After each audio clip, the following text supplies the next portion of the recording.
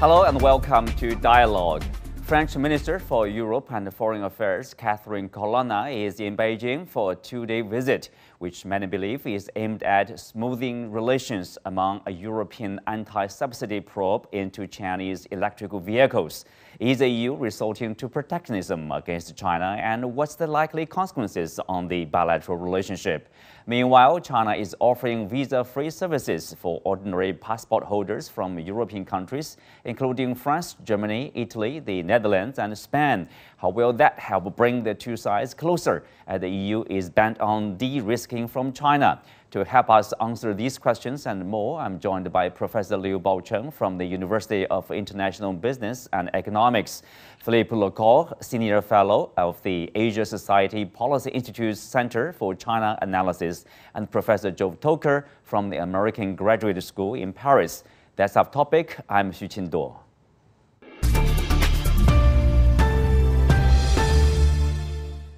Welcome to Dialogue. Professor Toker, I will start with you. As reported, they say the minister's mission to China, or part of her task, is to alleviate concerns on the Chinese side about the, reported the anti-subsidy investigation in the European Union into the Chinese EVs in that market. People say France was behind the drive to do the investigation. So is that, in what way? I mean, if that's true, in what way her remarks or her trip will help alleviate the concerns on the Chinese side?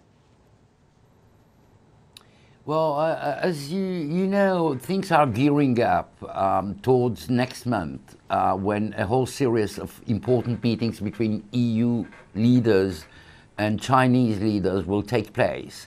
And actually, Minister Colonna's visits today and yesterday in Beijing is sort of an aperitif, as the Europeans may say. It's starting the last phase of these multi-contact. Yes, it is true that France had been, and President Macron himself have been at the heart of some nuances that French foreign policy was trying to introduce on the level of the European Union regarding the overall diagnosis of relations between Europe and China. We're speaking about the pre-pandemic period and during the pandemic period, and things have not been fully cleared up since. There are nuances, as we know, in the positions on different European countries as to how to handle, so to speak, the competition, the presence, and the ambitions of China's economy and China's diplomacy all around the world and in Europe. So I would say that regardless of past specific declarations of President Macron calling for caution and reserves regarding China's behavior, I think we are in a new situation now, but the exact nature of this new situation has to be clarified, and this perhaps will take place over the series of meetings in December. Okay, so we will talk about this macro relationship, beyond China-France. It's about the China-European Union. A bit late. Obviously, this is also seen part of the preparation work for the upcoming summit in early December between China and the European Union. So, Professor Liu Baocheng, if you look at this EVs, I mean, that's a part of the relationship between China and the European Union. The export of the Chinese EVs into the European Union market there. I mean, the acquisition has been the subsidy. But of course, on that, many people have different opinions. Some would say subsidy at the very beginning of a new industry is necessary. And of course, in this case, whether it's the solar panels or the EVs, it's necessary to develop quickly and provide, quality, cheap products to fight climate change. On the other hand, if you look at the Chinese subsidies, as far as I know, China was done with subsidy at the end of last year. Is that the case?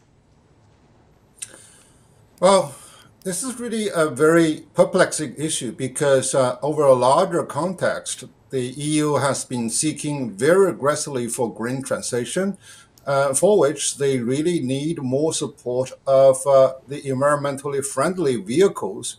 And China does really come to the aid with the surge of its manufacturing capacity and also the quality control, which really fits for the European drivers. And that is why there has been such a surge, and people may call it flooding, of the Chinese vehicles in the European market. And so, therefore, if we look at on the liberal economic side, and this is a very good thing. But on the other, EU has been shifting more of their attention to the level playing field and even to economic security. And the trust level actually over the last few years has really nosedived. And therefore, there has been a more hawkish attitude towards one, the trade imbalance issue with China. The other is the Chinese business environment, and also the aggressiveness of the Chinese economic drive towards Europe. So this is the anti-subsidy probe is really taking place under such a situation. The other consideration is the tough competition in this area, because many of the European traditional car makers, they have the fear of getting lose out under the new transition when Chinese aggressiveness is such a high level. So in terms of the anti-subsidy probe, it is not really something very fresh with China. Over the past 10 years, we have seen more than 400 of anti-dumping investigations, and 1/3 of them have really been solved very amicably or end up in a void situation. So right now, I do not think the China really needs to be very much exaggerated in that in this period, and this probe is going to take more than 1 year, and through more of the enhanced dialogue and communication, and to address the mutual benefit on each of the sides, so that we can have a better alignment and find a more amiable solution. So that's, I think, the right path that we need really to explore. Mm-hmm. Well, Mr. Le Corre, if you look at the European Union member countries' response to the investigation, not every country is for the investigation or for the practice of protectionism. For example, German businesses and German governments, they are not really on the same page with the French government. Is that the case? With that taking into consideration, how far the investigation will go, and are we expecting any kind of punitive measures there? Look, first, let me say that I don't think this topic is the key subject of Minister Colonna's visit to China. I think there's a dialogue, there's a French-Chinese dialogue going on that is at three levels: diplomatic, economic, and people to people. So this is actually quite good news that the dialogue is going on. As far as the trade issue is concerned, let me remind you that the trade deficits between China and the European Union has been multiplied by 10 for the past 20 years. And that, every single EU country, I think there's one exception, that's Ireland this year, is facing a huge trade deficit with China. And therefore, the Europeans and the European Union, that's their job, in fact, not just individual governments, but the European Commission. It's their job to preserve EU jobs and EU industries. And you referred earlier to solar energy. We could also discuss telecommunications, for example, about 10 or 15 years ago, when you had heavily subsidized Chinese brands that came into the European market and basically led to, European companies facing, huge difficulties, if not closing down. Now, of course, there were other reasons for that. But I think, my overall message would be that, the Europeans need to protect their industries. It's not protectionism per se. I mean, everybody is doing protectionism, if you want. I mean, China, the United States, But in the case of the EU, facing a very complex geopolitical environment, and economic environment, I think protecting the car industry is critical at the moment, and I think that's the idea behind the EV situation. But I don't think it's a major issue. I think there are other things going on, especially in the run-up to this EU-China meeting in December. And I think, we need to find ways to collaborate rather than, confront each other. Oh, well said. Of course, collaboration, cooperation. I think that's still the key words from both sides. When it comes to the China-EU relationship there. But you mentioned, Mr. Le Corre mentioned about this the imbalance of trade between the two countries. Are you saying that the European countries are exporting less to the China market than, say, China probably exporting more to the European market? So there's imbalance in terms of trade. Does that also concern investment?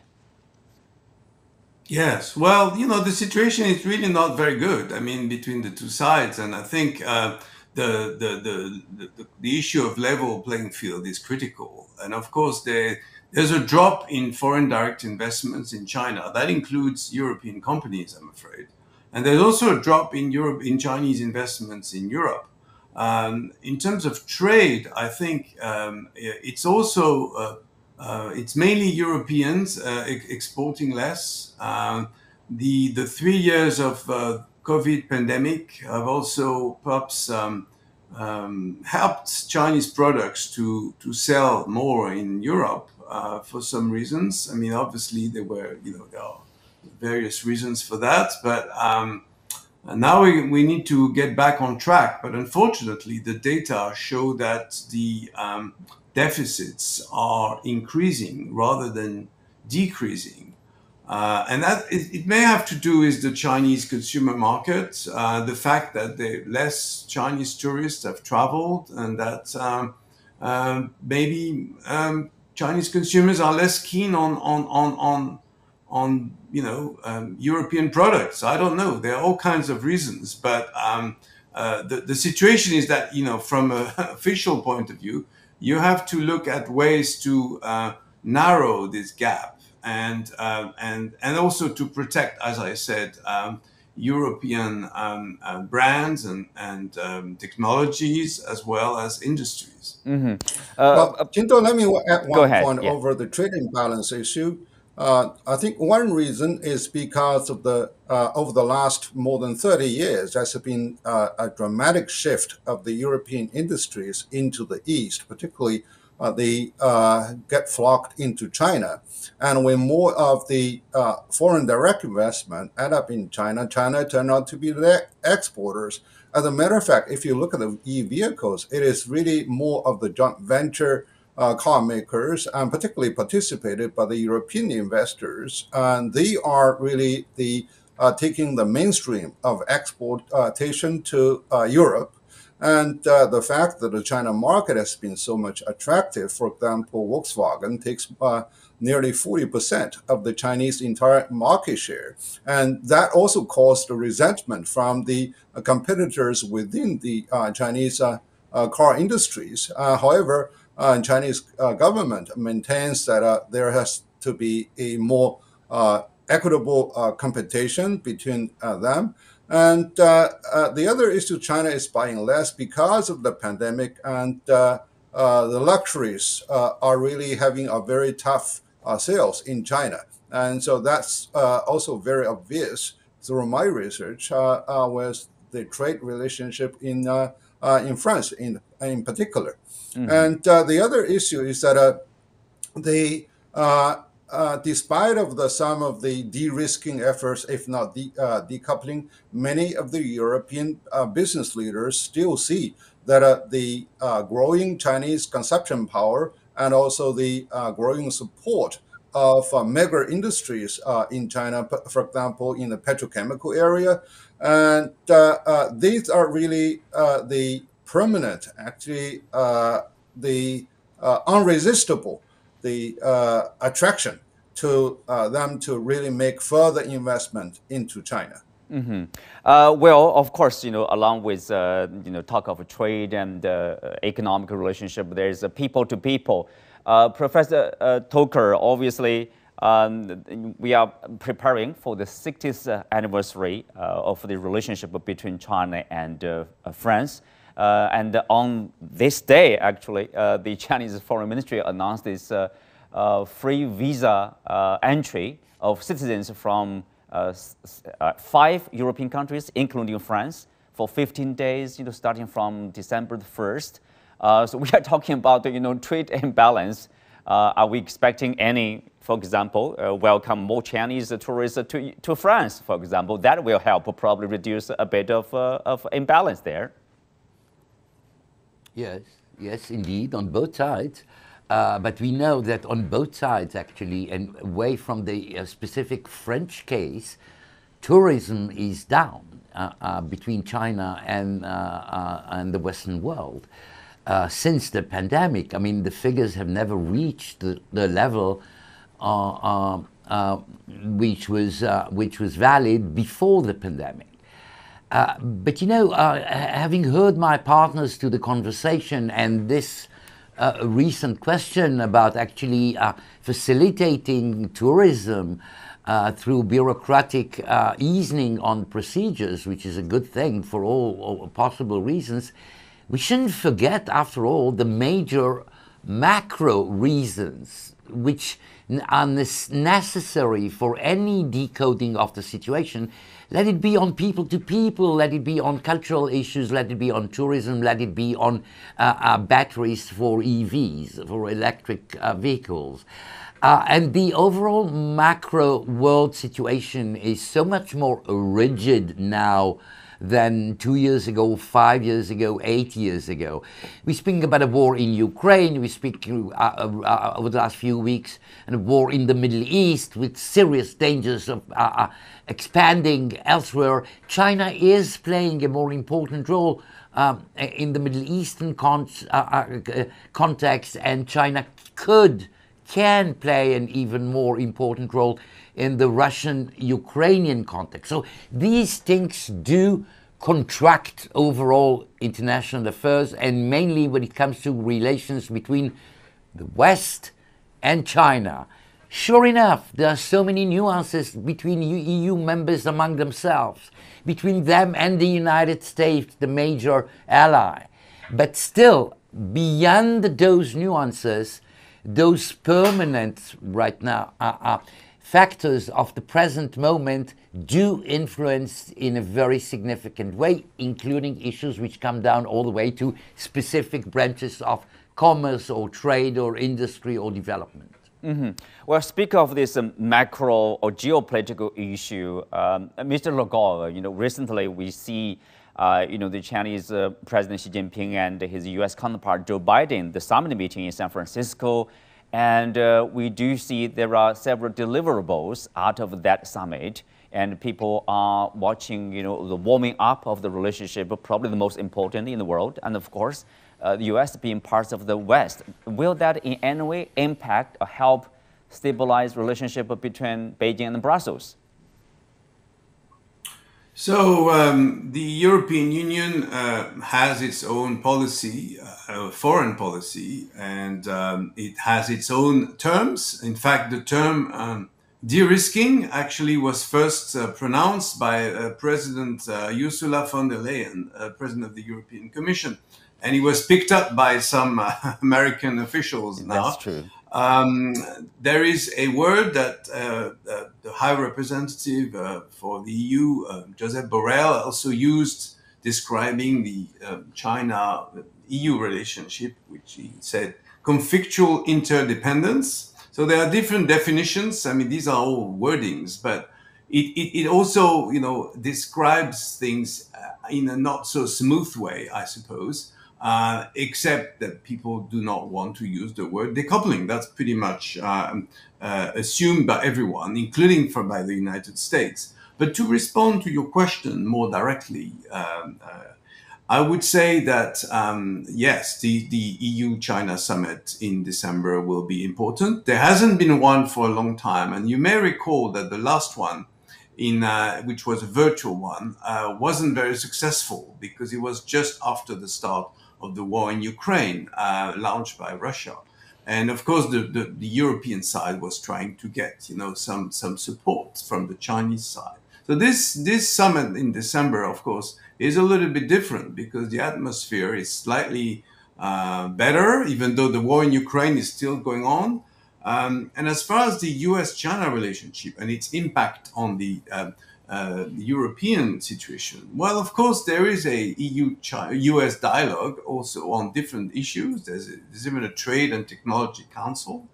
But I think the Europeans want to have their own policy when it comes to international affairs, particularly when it comes to Ukraine, but also the Middle East. And that's the idea that President Macron particularly has tried to put forward when he visited China in April. So the other problem, of course, is a year from now there will be a U.S. Presidential election, and we don't know who's going to become the U.S. president. There might be some changes, but I would say the relationship between the Biden administration and the European Union at the moment is pretty smooth, and we are more or less on the same line, with some nuances perhaps, but generally the relationship is quite good. Mm-hmm. Obviously both sides have their own concerns.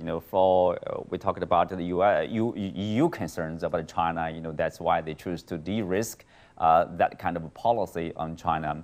And let's take a look at the Chinese, concerns. Here is Chinese ambassador to the European Union, Fu Cong, who delivered a keynote speech recently at the 11th China-Europe Forum on Thursday, actually. Here's what he said about the relationship between the two sides. Let's take a look. For China and the EU, there is no fundamental conflict of interest between us, either geopolitically or economically. We stand to gain from each other's development. Our common interests far outweigh our differences, and there are more areas of cooperation than competition between us. China and Europe are first and foremost partners. Given the differences between China and Europe in terms of history, culture, ideology, and the development stage, it is only natural that we see many things differently. But that does not make us rivals, systemic or otherwise. We must not allow our differences to affect our cooperation, still less allow them to dominate or define our relationship. Baocheng, obviously Ambassador Fu is concerned with, whether there will be a trend or the practice that, differences between the two sides or, terms like rivals, systematic rivals being used to define or to describe or even sometimes, to a degree of defining the relationship there. What do you make of that? And how big a concern is it for the Chinese side? Well, the difference in ideology has been always there. And the EU has been also considered themselves as a defender of democratic values and promotion of like-minded alliances. And China promotes its own characteristics. They have their own definition of fair and equitable relationship, etc. But China, in many parts of Europe, is named the authoritarian regime, and that is pushing for the definition of the systematic rival. And China takes a more pragmatic approach, and in terms of the mutual benefits, in terms of the economic interdependence with each other. And now the issue is that whether China is meeting the accusation from the global alliances of democracies that we are really playing without the rules. So value-driven and also the rule-based one is something that the promoting, and that's there's some complaints over China. But on the other hand, China is also seeking actually a common ground within this area, and we are also playing a very pragmatic and also proactive policy towards working with EU. And now I think the key part is still the cooperation, because there is a large room and large potential for both of us really to tap into, particularly now when we are facing the energy transition and digital transition. And we are also, the great partners in many of the research and development programs. But now I think the one uncertainty that is, or ambiguity that lies in terms of trust building is China's attitude towards major geopolitical crises. Over the Ukraine issues, over the Gaza issues. So I think now the slew of visits from Europe into China, and also more of the engagement on each other, I think we are going to clarify a number of different concerns and different attitudes, and also more of the realistic interest calculation on each of the side. So based on assumption, based on speculation, and those decisions can really lead to fantasy and even confrontation. Mr. Le Corre, I wonder, so do you agree with, Baocheng that that's the major theme or the major part of the relationship is still focusing on cooperation or coordination on major issues, like the minister said and herself, she talked about China, France jointly address the issues like climate change, biodiversity, or crisis like in Gaza. Yeah, so obviously there are easier areas to cooperate than others. I think climate change and biodiversity are kind of obvious ones, even though we know that it's complicated. In some Chinese provinces, for example, it's difficult to catch the trend of the struggle between productivity and fighting against climate change. In fact, there are many countries, not just China, but this isn't a big issue. But, at least France, was the host of the Paris Climate Conference in 2015, as you remember. And this is something very dear to our hearts. But on the geopolitical level, now, of course, there are, as my colleague said, many visits on both sides. Certainly, there were a lot of Chinese visitors to Europe also before the summer, as you recall, including the Premier and the Foreign Minister and so on. Now, the problem is, in the case of Ukraine, the Ukraine crisis, which is, Europe's #1 priority. Now, you could add probably the Middle East, but Ukraine is in Europe. So I think the many of these delegations and visits have not produced perhaps the outcome that the Europeans were waiting for. And we are not really hopeful that, the Chinese policy will really change on that level. But, I think people in China understand that, there's a very serious situation with refugees and with, the danger of an authoritarian regime, Russia, threatening neighbors, including in the EU and outside the EU. So this is something that really needs to be discussed. But same thing with the Middle East, by the way. I mean, this is we have a Jewish population, we have a Muslim population. We have to stop there, Mr. Le Corre. Sorry to cut you off there. Well, with that, we come to the end of today's show. Many thanks to our guests. You can also find us on the CGTN app on YouTube. Thank you for being with us. I'm Xu Qinduo. See you next time.